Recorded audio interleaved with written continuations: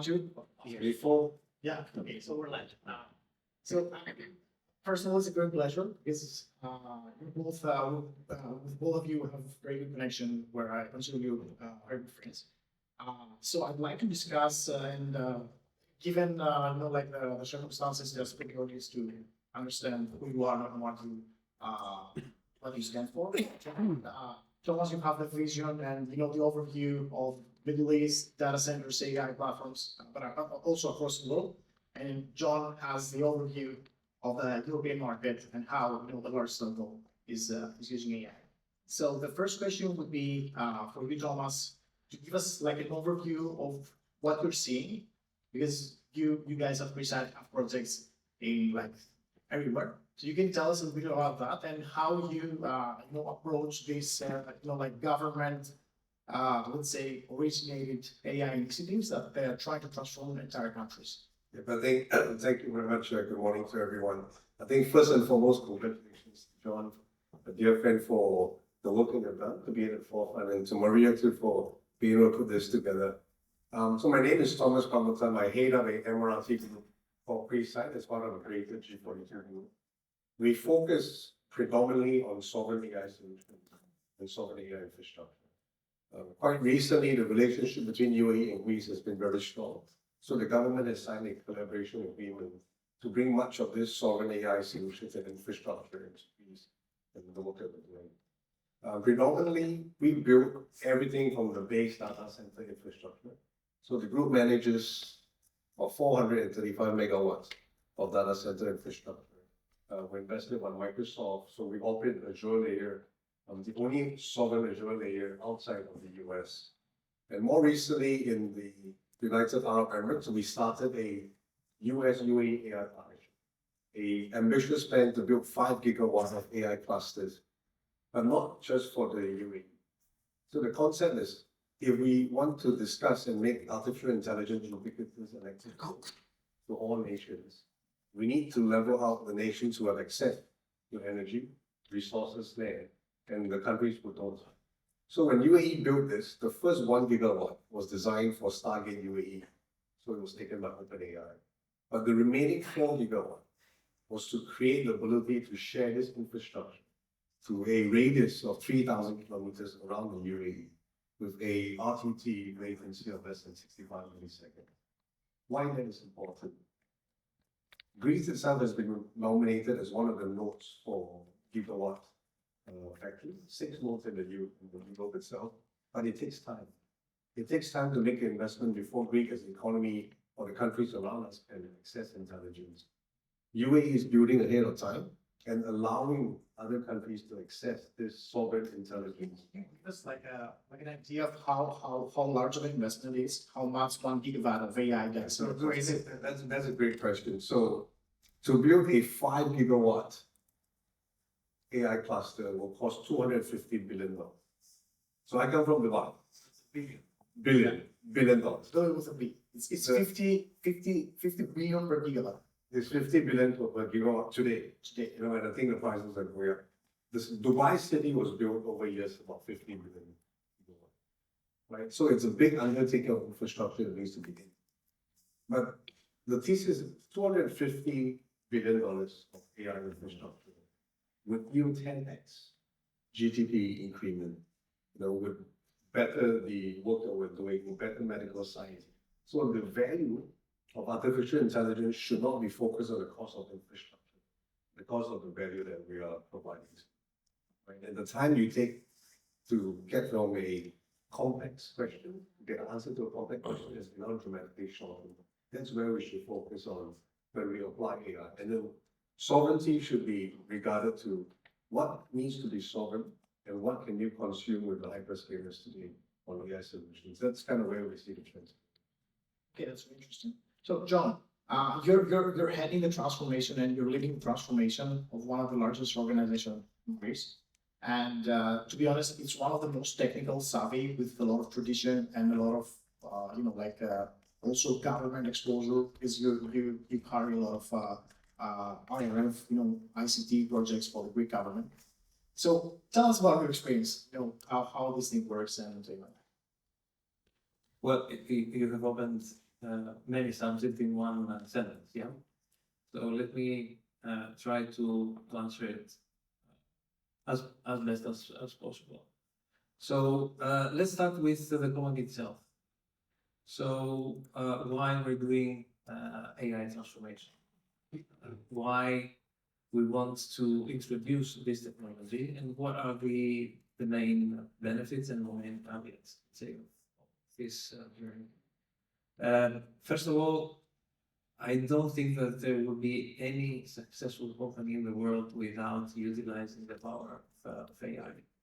And this is because it does two things. As a technology, of course, it brings efficiencies that previously were not there, but it also brings inspiration, solutions to new problems that we have not thought about, and creates value where before it was not visible. So when you are researching, when you're working with AI, you immediately see that every time you get an answer, then a new question comes up, and then you end up with so many new ideas about not only how to save costs or how to transform processes, but also how you can transform the business itself to something different, to something bigger. And in this sense, our experience is that technology is not the biggest problem. The biggest problem is people, and how you will be introducing this kind of technology into the company, what kind of governance, because of course the nature of our company treats sensitive data, so security and privacy for us is at the top of our agenda, which means that also puts a lot of limitations in what we're doing with this kind of technology, in contrast perhaps with other countries that they're a bit more liberal with that. So the technology is not the biggest problem. The biggest problem is the purpose. What are you going to do with that? What kind of problems are you going to solve? And what kind of empowerment you're going to give not only to your people, but also to your employees and to the greater society. And this is part of our general purpose as a company. We aspire to be that company that will be empowering people, will be one of the leading digital networks in providing all these benefits of technology to our customers today, so that they can build a better future. That's the story everybody is trying to contribute in our. This takes, of course, investment, takes a lot of, I would say, bold decisions, because, when something new comes up, two things happen. Everybody wants to be part of it, and at the same time, they don't want to let go the past. So it ends up like, oh, we're going to put some extra money there, but it's not the case. You really need to rethink and say how AI is going to change my business, how AI is going to change my function or whatever, and then I'll have to treat the trade-offs. But stop doing that and start doing something different. This takes a lot of, I would say, guts, because it's a risky decision. You don't know what is going to happen. Many times when you introduce new technologies, you face failures, and then the confidence goes down. But what really needs to happen is to have faith, to have trust, because this technology gets better and better every day. And from our experience, we don't see going back to something that it was more definitive, rather than the probabilistic nature of this technology. The benefits are far higher. Now, you mentioned about ICT and what this line of business is doing to the greater society and the business world. I think this is also part of our purpose as a business, because it's not only about empowering our employees or our consumers, it's also empowering our businesses. Businesses generate value. In order to be competitive, they need tools, and they just need more than connectivity. So part of developing these software solutions, and where increasingly have more and more AI in nature, is because we want to empower our businesses to become more competitive and create more value. If we don't do that, And it's not just OT. I mean, there are other companies as well that they're doing this. There is a responsibility towards the Greek society and the Greek economy, because if we're not doing this, somebody else will do it for us, and our businesses will stay behind. And if you ask me right now, one big gap that it's also evident by the slow uptake of use cases into these massive data centers that we see around the world is the education of senior executives. I think the apprehension that the let's wait and see kind of culture is not healthy. And if I was to somehow provide some sort of a proposal here, is everybody needs to start using AI and build something, not just ask questions, build something, see the power of that, see how it can change your everyday life. And now the tools are so easy. Exactly. And fun fact, we've been covering this AI daily pretty often. There is a gap between the understanding of senior C-level executives, because I mean, their job is more synthetic, getting some sort of data, building some dashboards. So always, agentic tools, they help them to their business. So they see like 30, 40, 50% increase of the productivity. But when you go down, like on the lower level, where employees need to be more precise and know there's no for error because they're handling customers or payments and stuff like that, then the productivity boost is like 5%. So there's a misunderstanding, between the top and the. I'm not sure. So I'm going to pick up on the point, and we discussed this yesterday and today. The change in adopting AI is the people and it's the mindset. And I used to do this question at audience engagement in the last two forums. There used to be who has ChatGPT, who is using an AI assistant. I wasn't doing that because we're at the time, you should be using assistant.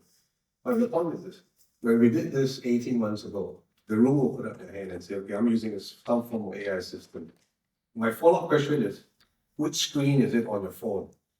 So when I started, even as a practitioner, the GPT was on the fourth screen. Right? And life is such, fourth screen means it's further down the road today. So today, how many of you have some form of Gemini AI Claude on the first screen, on your open screen? So see, I think this is where the difference. On my screen,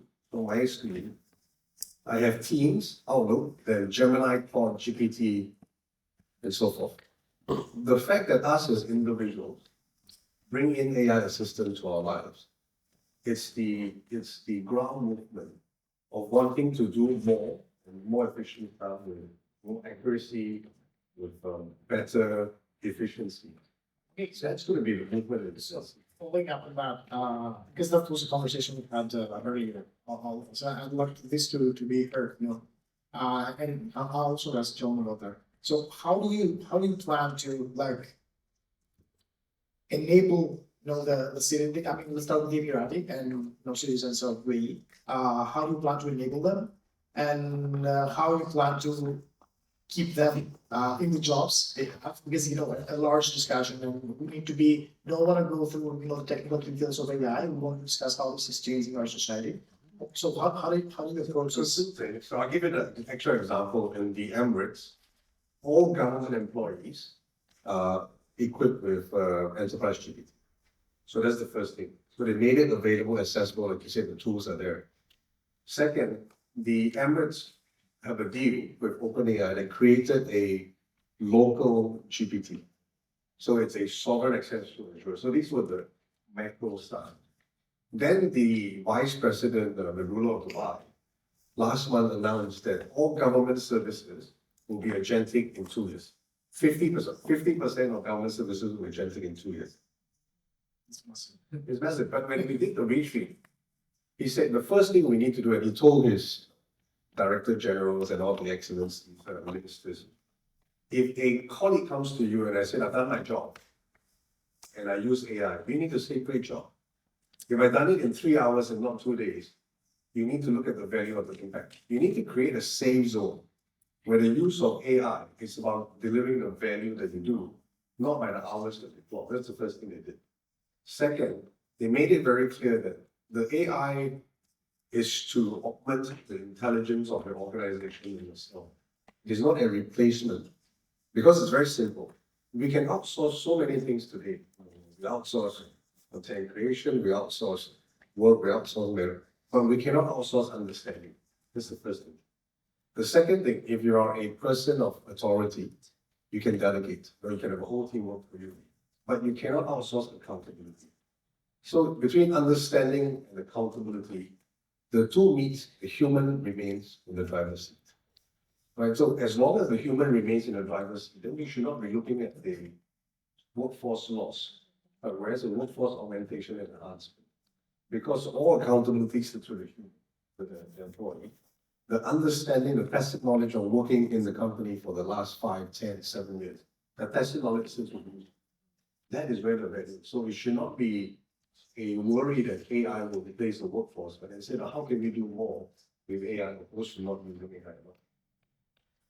Okay, and with you, John. Because you also have some Yeah. philosophical. We have Very many very sessions. heated debate yesterday. That's the one we're going to talk Correct. about this. I don't think there is a right answer. I think everybody learns as we go along. Key fact is that nobody has a luxury not to know how to use this kind of tools. Because at the end of the day, and in the short term, you will be competing with people that they either know or don't know how to use this. So that's step number one. Step number two is kind of difficult to sort of achieve 3 or 4 targets at the same time. First of all, when you hire somebody, you are obliged by law to provide some sort of a salary. This means that you're buying time. You're not buying outcome, you're buying time. And most of the times, the remuneration systems, they reward time. There are some variable on top, let's say, payments that go on, like the bonuses for achieving outcomes and so forth. But this approach of, okay, it doesn't matter how much time you work, if you get paid by the outcome, would flip the other way, the way that people get paid. So less fixed, let's say, income and more variable income. But this has many other implications, not that easy to put it in a society where you create some sort of insecurity to people. So I think it is very important to find the right balance. And I think I totally agree that, once you have this kind of tools, you really need to ask the question, what else can I do? How else can I move forward? What new opportunities can I sort of think about my work and so forth? And we're going to find the answers as we go along. I don't think that right now there is a right answer. Maybe in the government, where things are, very specific, you can do that. In the private sector, I think it's not that easy to roll that. That's one of the caveats, because we did have a long discussion. The threat of my software engineers feeling that what the coding agent can do when we incorporate it is real. So you're right. In the government sector, also public service needs to be you need to have a sense of servitude, empathy. So you can't replace it because it's not so binary. But in the engineering world, you can. Right? But if you take that in balance and you look at where we are today, if 10 years ago, I would tell you that taking pictures, and posting on a social site will make you $1 million a year and create this entire content creation economy, you think I'm crazy. If I tell you that you could spin music and then make $1 million as a DJ, it's crazy. I think we need to prepare and embrace that there will be new jobs that will be created, and some jobs will be lost and evolve. But I believe that the instinct to progress, the humanity's instinct to progress, and learn how to use the tools that we get, technology, especially to enhance the value that we return, we will find an equilibrium. My biggest fear today, it's 2 things. One, we cannot convince, like they say, the greater population to bring AI into their lives.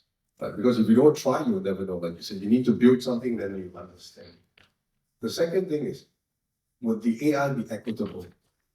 would there be a digital divide so deep that countries and population and communities who can access AI be so far away from the countries who have the power, the energy, and resource to access the AI? I think these will be the two bigger macroeconomics situation that we need to keep our eyes on, and then find ways to make the access of AI equitable, right? And so that everyone can drive the betterment of. So, final very quick question, actually quick answer from you guys. So, Thomas, you're meeting, like with prime ministers, leaders across the globe. Do they understand AI? Do they understand how it will change their the countries, or are they willing to invest because the investment is pretty high? So, I think the conversations with them and the executive is not about do you understand AI, because I think very few of them they want to do. Can you help me? So my leadership came to us, and UAE we had a 40 days of conflict because of the Iran war, right? And then there were other things that happened. So one example of it, the leadership came to us and said, I need to know the hospital evacuation plans of all the hospitals in the UAE tomorrow. Tomorrow. All. Every hospital has ICU and all the different types. And how do you disperse if a single hospital is hit? The team put together a model. We absorbed all the data that was available in the system. We gave a plan.